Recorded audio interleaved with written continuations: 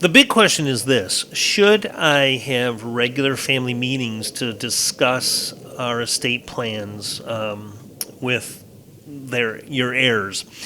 Well, that's a great question, and here's what I would say. I've got experience in this area, in this topic. We here at America's Retirement Headquarters has actually put together the Ultimate Estate Planning Guide to help you prepare for this. I cannot stress enough how letting your family know, especially those that are involved in the decision making, know exactly what the plans are, what you have in place, whether it's written in a will, whether it's an estate plan that you put together. I highly encourage the meetings with the family, whether it's as often as Ken does, or whether it's something maybe twice a year. If something were to change, you obviously want to talk with somebody. But the things about that are so important is if you don't know what the wishes were, it can make for an ugly, ugly Thanksgiving dinner if you are maybe expecting something in a will or expecting something that part of the estate of, a loved one that may have passed on. So meeting and being transparent, I think, is hugely, hugely important.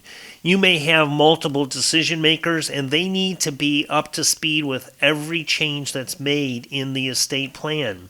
Even if it's a difficult discussion to have, things may have changed. Spouses come in, and that spouse may not be, someone that is favorable to making decisions. Whatever the situation is, I think it's hugely important to make sure that you let everybody know exactly what's going on. And it doesn't mean that they're, necessarily going to knock you up because they're first in line.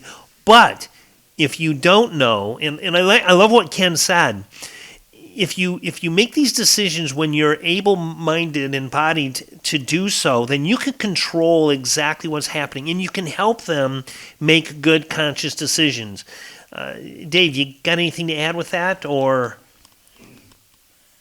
Well, you pretty much hit the nail on the head in that if you don't share your thoughts with your loved ones, that Thanksgiving dinner will have a little tension at the dinner table. Sure.